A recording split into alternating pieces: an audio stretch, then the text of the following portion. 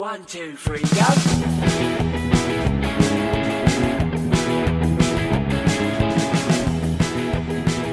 Hello and welcome to episode 7 of Espresso Babe. And alongside me as ever is Callum. Hello. And I'm also delighted to say we have our special guest along with us today, Ivy. Hi. So we are going to have a lot of fun and it's going to be a very good episode. I hope you're looking forward to it as much as we Hey, are. I didn't sign up to a lot of fun. No, you never sign up to a lot of fun. You are a miserable bastard, but we're happy to have you here anyway. So, before we kick off onto the more serious discussions, how is everyone doing? Is everything all right? Callum, you are looking very distinctive today. Festive. I'm not sure those are the words I go, an idiot, maybe. I mean, I wish there was a national holiday for this. I will be putting up a photo on the day of the recording, so if you're seeing this on the Tuesday, Callum, you put your cup down, you nudge the table again. What, me? I didn't touch anything. I didn't even breathe. So if you are checking this on the day of release, check back about a week or so and you will see a photo of what I mean. But Callum is dressed up as Bowser. And I wish that was festive. I wish there was a holiday dedicated to dressing up as Bowser. Perhaps you'd like to tell everyone exactly what's going on, because I'm not sure I quite understand. Well, it's my friend's 18th birthday, and we decided we were going to dress up as characters, so they picked Mario characters. Okay. And I went to work today only in my chef whites, and this is spare clothes, so... Imagine Yes. driving through the city Dressed with up. this on your head. Was there like organisation to it, or was it going to Oh, be yeah, five there- Bowsers? Oh no, there's organisation. Everyone's dressed up differently. We have a Mario and a Luigi. We were going to have a Waluigi, but she's got COVID. And we've got a Princess Peach as well. I'm not going to lie to you, mate. If you get stopped by the police, they are 100% going to think you're on drugs. But I'm not on drugs. No, I know you're not, but they're definitely going to think you are. You Nah. kind of look like a Saints Row character. I see that. You know, I do see that. Yes, you just look You like look like the customisable character in a cutscene. you don't look like you should be allowed near real people. If I'm being honest. Choose your avatar. Choose your yeah. No one's choosing that avatar. But anyway, what fun you shall have. Try not to do anything I wouldn't do. Not that that narrows it down that much. It narrows it down not at all. Okay, Like 3 two- borderlines. Yeah, 3 borderlands. Let's go into detail on that another day. Yes. So, as I was saying, we have a very special guest with us today.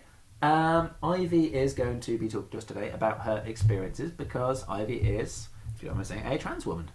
Yeah, I agree to come on the podcast. You know, I feel like there's a lot of misinformation or just ignorance, not willing ignorance, but just an absence of knowledge about trans people. So I thought I should do my part and spread the word. And we're happy to have you here, and we're happy to help spread that word, because I think, as you say, the most dangerous thing in not understanding one another and not being able to live and let live is a lack of knowledge and a lack of understanding. Exactly. So, to start us off, I will admit that I'm not an expert in this area, but my general understanding is that people who are trans felt uncomfortable in their birth-assigned genders. Yeah, you've basically hit it on the nail there. Like we refer to it as like gender assigned at birth. But with me specifically, I kind of around 15 specifically knew I didn't really identify as a man, but there is a lot of kind of middle ground, I'd say, between just man and woman. So at the time I was very confused. I didn't know if I was non-binary. I didn't know if I was just more of an effeminate man. Yeah. But you know, I would introduce like heels and like wear heels every day, and then makeup or like nail polish or press on nails, and then I just kind of, it never felt like enough. Okay. Yeah. So you know, that leads you to question on inwards, and then I kind of realised that maybe it's the fact that I need to change my body to make me happy, rather than changing what I wear or dress or whatever. Absolutely. You weren't happy in yourself with who and what you are, and yeah, changing that is perfectly reasonable. So you've just said, Ivy, that it was around the age of 15 that you started to feel a little bit like something wasn't quite right with who you were compared to what your assigned gender was. If you don't mind me asking, at what stage did you then decide that you needed to make that change? It was, honestly, I think it was around early January 2020. Okay. So I would have been 19 at the time. 19 at the time. But it was about late January where I came out to a lot of my friends and said I hadn't figured out an alternative name since we call it a dead name, which is like the name that you were given at birth. I'm familiar with that. that Some part. trans people keep their names because some names are, you know, androgynous, Yeah. like Charlie, let's say. Yeah, and sometimes that name is a part of your identity to you. Yeah. But I wanted to change my name. I hadn't figured out my name yet, but I knew I wanted to be referred to as she, her, and as a woman. Yeah. And that a name change was kind of imminent. And then a couple of months after that, lockdown hit. So that was about 2 years ago, give or take. Yeah. So during your transitioning stage, would you say your friends and family were supportive, or did they not really understand what was going on? I'd say as a whole, I've been very fortunate to have quite a supportive network of people, like including friends and family. And, well, I mean, I go to an arts uni, so I'm probably going to be surrounded by, trans-friendly peers anyway. Yeah. But with my family, I come from Grimsby, which is a quite impoverished town up north. Up north. Up north. Up north. It's grim up north. That's in the name. Exactly. Wait till you hear about Scunthorpe. Right, so we're just dissing the north here. I mean, as a full-on southerner, I'm entirely on board. But I'd really, if there are any northerners out there, I'm sure I'm there's allowed still love to. for I'm you from too. the north. The north remembers. The north remembers. But yeah, I think I'm quite lucky to have come from a northern, working class background and have I don't really have a non-supportive family member. I have a few ones that are testy sometimes, but Yeah. not testy enough where I can't just snap back and diffuse a situation or something.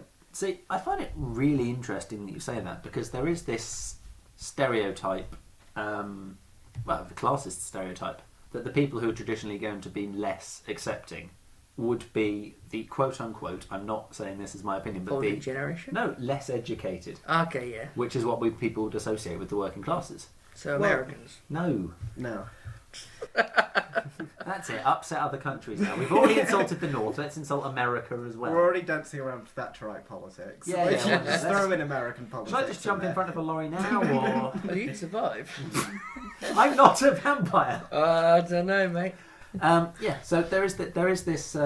It's classist condescension to a certain extent, but there is this assumption that people who are less educated, quote unquote, will be less accepting of people who aren't Well, I think my family proves conventional, shall we say? Yeah. I think my family proves that, just because it's up north and working class and everything, or uneducated or educated as we were throwing around just then, that I think, my family has proven that wrong, that I have a family that, if you were going to go with stereotypes and assumptions, wouldn't think that we'd be very trans-friendly, but have been nothing but supportive and wanting to educate themselves. But I would say that every time I go up north, it feels like I'm being stared at a little bit more.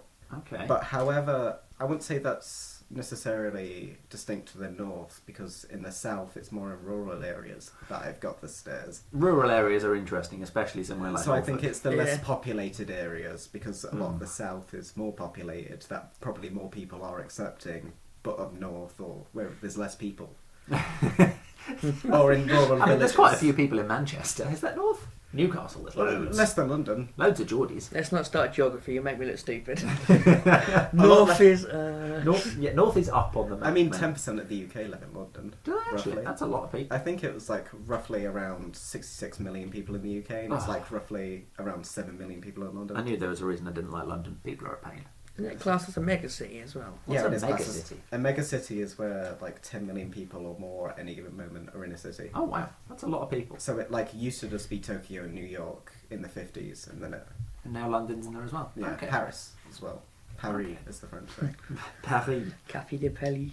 Well, that's really interesting, because, like I said, I'm not saying I agree with the notion, but there is that kind of Yeah. view, that kind of zeitgeist in the Like general a double populace take, that, sort of. yeah, that they expect the working class with the They double expect necks webbed feet and... who drink Stella to No, Norfolk's webbed feet. Oh, That's Norfolk yeah. is webbed feet, to sort of Geography's not my strong point. to not understand or be accepting. But it is also really nice to hear that, firstly, that assumption is false, Yeah. and secondly, that your family have been supportive of you through this. Yeah, exactly. Well, in the back of my mind, I kind of knew that they would be, but there's always that fear. Yeah. Because, as a trans person, even as a gay person, let's say, you hear a lot of horror stories. Yes. Well, Like- that's for even as a woman.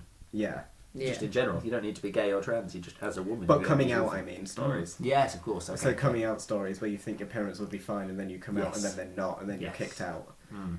kind Yeah. of thing. Yeah. No, that must be a terrifying moment to have to almost be in fear of Being rejected by your Yeah. family for who you are.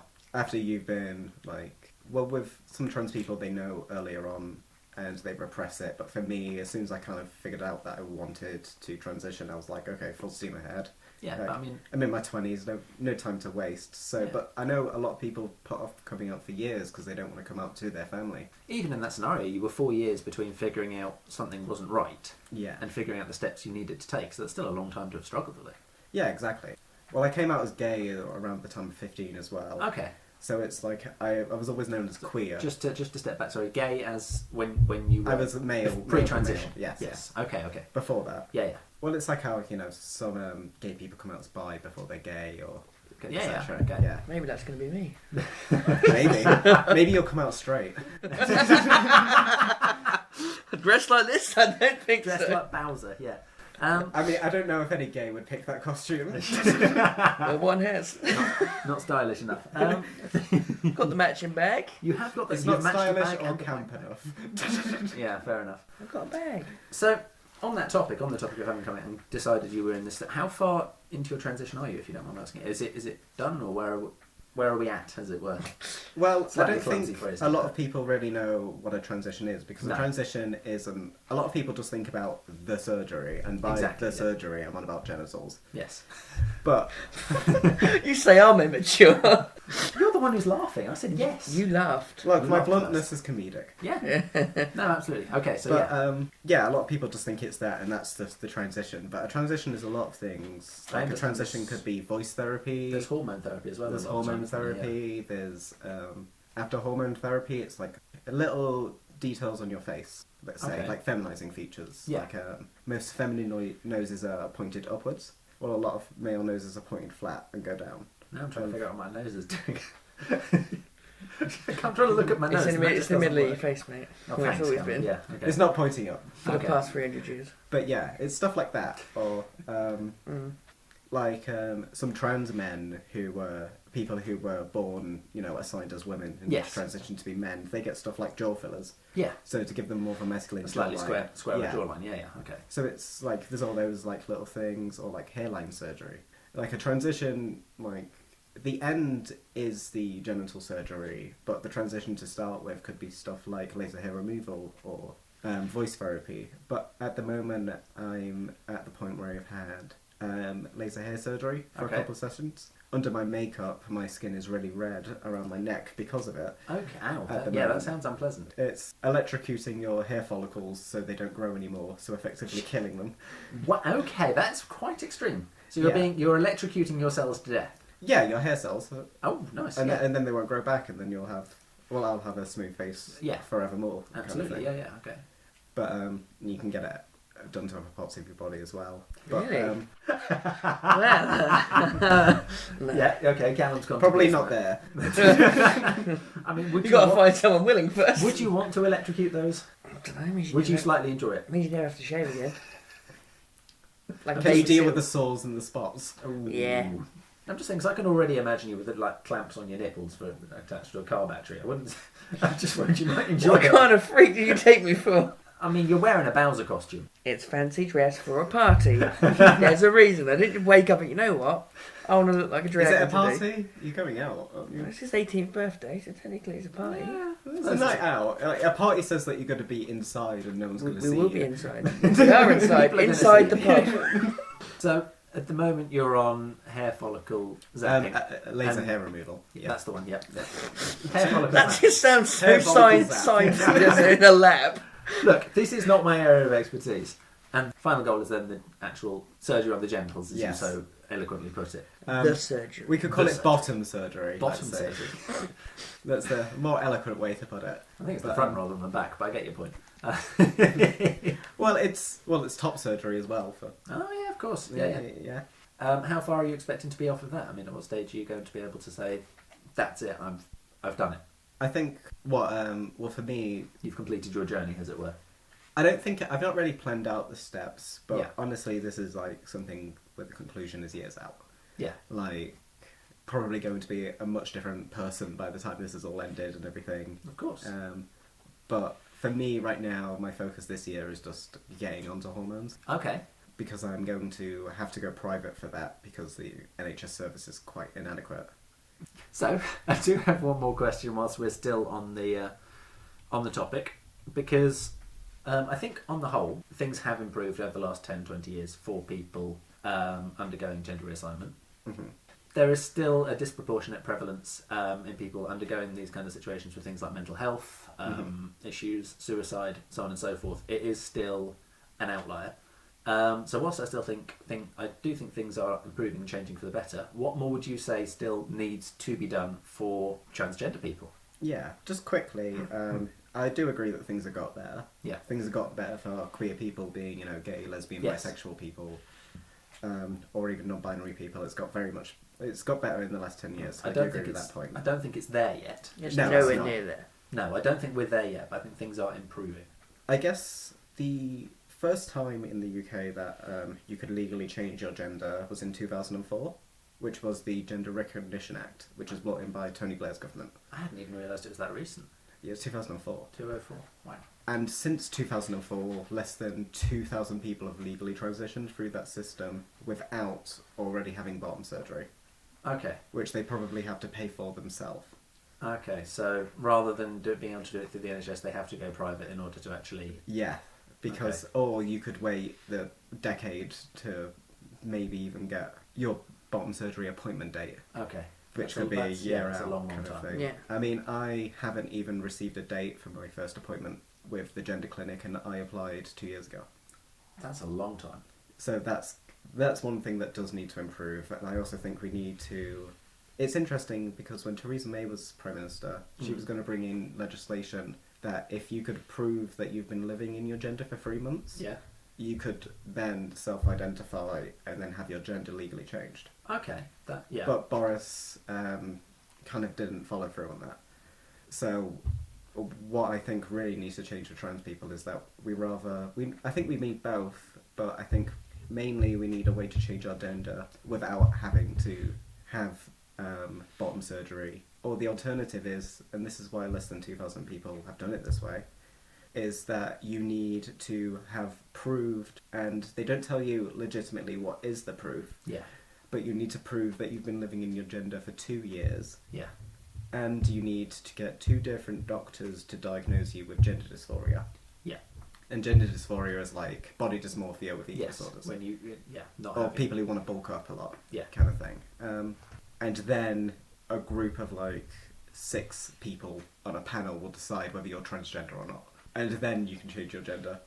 But the waiting lists and everything are so long. I Seems mean, like could too you many imagine? steps. Could you imagine if you were gay and then the law was like, you're not gay. You've got to be gay for 2 years. You've got to prove that you've been gay for 2 years. Do you know what? Videos? Images? I've got a lot. Just let me just... And then And a panel then- of 6 people and will then a say panel whether of you're gay 6 enough. Yeah, and then a panel of 6 straight people will be like, "Oh, you're not gay." Okay, right. It's Yeah. a long journey And to also, not achieve. I think the UK needs to recognise non-binary as a legal gender. Okay. So one last question before we move on to a slightly less serious note. In your opinion, what do you think the future is going to hold for not just you personally, but for trans people as a whole? So both you and The whole community. the whole community, If whole I'm talking- demographic. if I'm talking UK-wise, Hmm. I honestly think that the UK is in a very uncertain position Right. in terms of trans rights. If you look at Scotland's position on trans people is actually quite good. It's one of the best in the world, but the rest of the UK, there's a lot of work to do. We currently have a government that doesn't want to be seen as transphobic, but doesn't really want to do anything necessarily for us. Yeah. Okay. It kind of wants to just keep us in this existing limbo of gender clinics being underfunded on the NHS. Because there's only 8 in the UK. That's not many.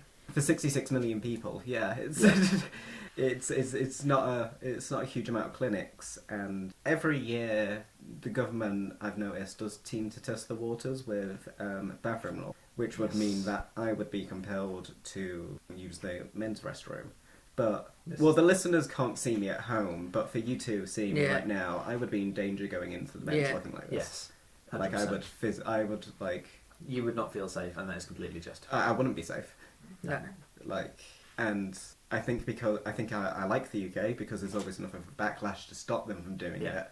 but they always kind of leak a paper that says they're going to do this and get the reaction of it. Yeah.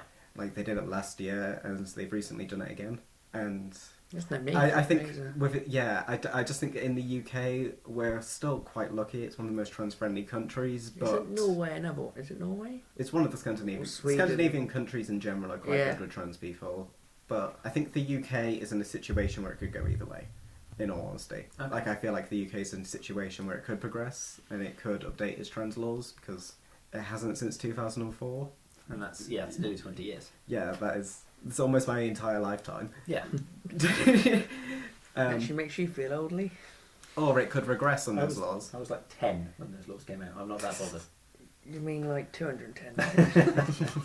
I hope your legs fall off. Me too. They won't have to run to the gym anytime soon. I'll drag you on Are a you piece going to of cut off string. the blood circulation? No. Yeah. Yeah. I have magical powers now. I'm a dragon. You're a chicken. Is Bowser a dragon? Well, he breathes fire. He's a giant tortoise, I think. Things breathe fire. Oh, dragons. Don't ruin Be it. fiction. Don't ruin it for me. This is like CGI Merlin dragon. It's more like Pete the Magic Dragon, like the old one. Do you remember that one? All the snapdragons from the Lord Mayor's Festival. No, Yes. no. Next you'll say I'm the fucking T-Rex from Toy Story. What, Rex? Rex, yeah. Yes, I can see that. You kind of look like a dragon if it was in He-Man. Thank you. That's fun. I like that. Uh, So, moving on to slightly more cheerful topics. Mr. Callum, do you have a what's going on for us today? So, before we get into what's going on, we do want to make a little shout out because we have had a message from a Mr. Oliver Thurling. Oliver, thank you so much for messaging in. We've got a lot of stuff here. that was a good read. Yep, we have posted it to the group as well so people can see it's actually happened and I'm not just making it up. We have got a Tinder line for Callum, which we'll come to in a minute, but we've got, I'm not quite sure if it would count as a petty win, but I had forgotten this and it is just I would class that as a petty fantastic. win. You class it as a petty win? Yeah. So, once upon a time in a land far, far away, I worked at a place called The Green Man, which has since gone out of business. It's because you left, Lee. It's because I left, yeah. I left about 6 months before it went out of business. Yeah, I don't know if that was really good instinct or if I somehow instigated it, but either way, I'll take the credit. It's fine. But we had a firstly supervisor and then manager there who was absolutely great. Portuguese guy by the name of Louis. We actually had a Louis and a Polish manager called Agata for a while, and they were Called both Agata? Agata, Agata. I think. And Agata. whilst they were both amazing, it was so hard to work with them just because I couldn't read a thing they'd written. I once had someone for an appointment for I think their name was Smith or something, but it's just 7 letters, no vowels. And I sort of looked up at them and went, "Yeah, all right, come in, that'll do, close enough."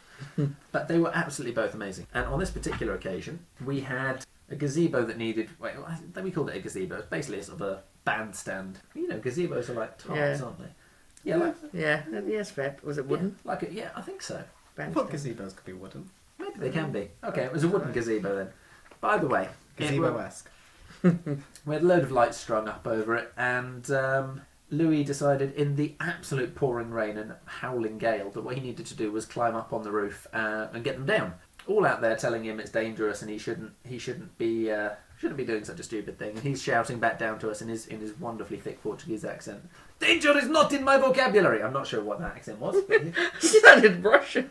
yeah, I know. But he did come in and say hello to you. That was how he sounded. Okay. So he sounded sort of Apparently he's Portuguese. Maybe he's a Russian spy. You should do audiobooks, mate. That'd be great fun. But and 5 minutes later, Ollie was calling an ambulance for him. He'd fallen off the roof, and I can't remember how bad it was, but yeah, if you're listening, Louis, that one's for you. Don't fall off roofs, mate. He was mental, to be fair, though. Great, but he'd just do all the weirdest stuff, like rewiring and. Oh yeah, they do. They're very It's hands-on. terrifying. He was. They. Yeah. Eastern Europeans, they're very hands-on. He's not Oh. Eastern European. He's Portuguese. See, I told you, That's next to Spain. I told you geography. But is even not my so, strong point. they, and also the They, Eastern Europeans, wrong side of the continent. Also, though, just generalising Eastern Europeans. Not is great, yeah. Falling off of gazebos. I I didn't mean it like that.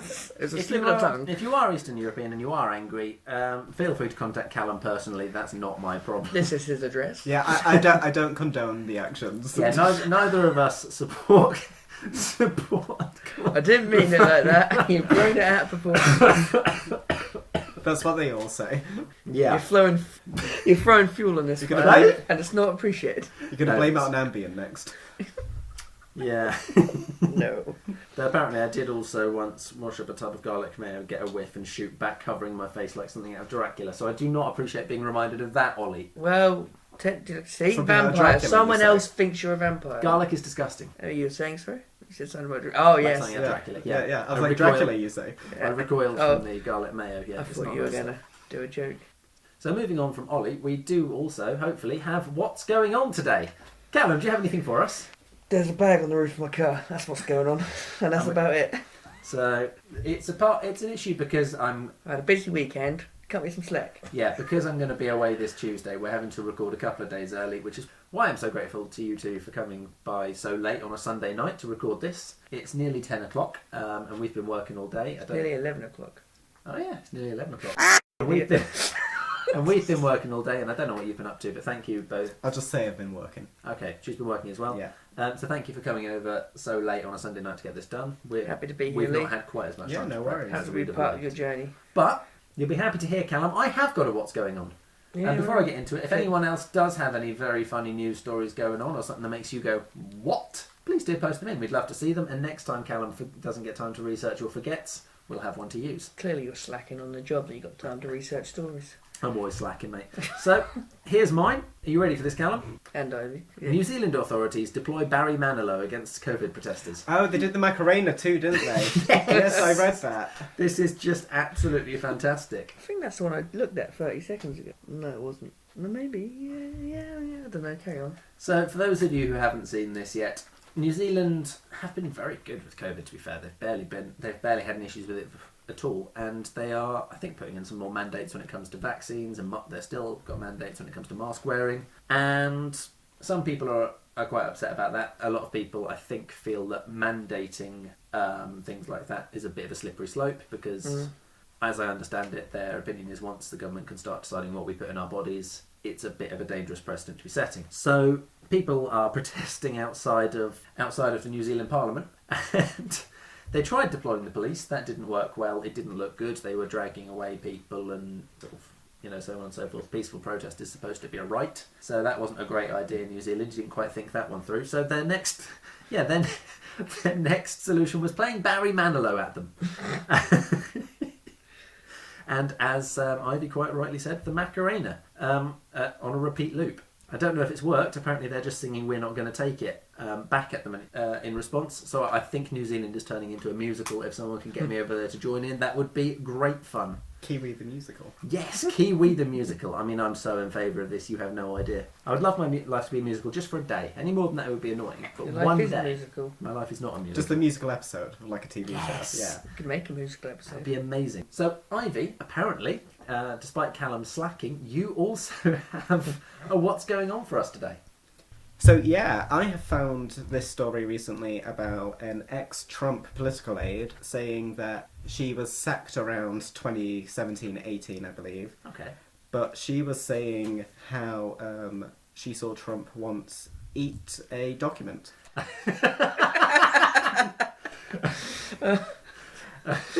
The quote is, after Trump's fixer Michael Cohen left the office, I walked into the Oval. Donald, in my view, was chewing on what he had just torn up. It was very bizarre because he is a germaphobe and never puts paper in his mouth.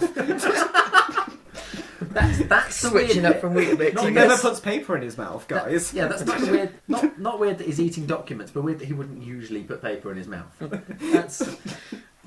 That's absolutely bizarre. I mean, the man has heard of paper shredders, right? Well, Or fire. to give context to the listener, he was Fireworks. eating these documents so they couldn't be made public because allegedly there might be something Trump doesn't want us to see. But if you shred them, you can put that back together. That's true. Fire? You can't set a fire in the White House Why not? because of the Secret Service. Ah.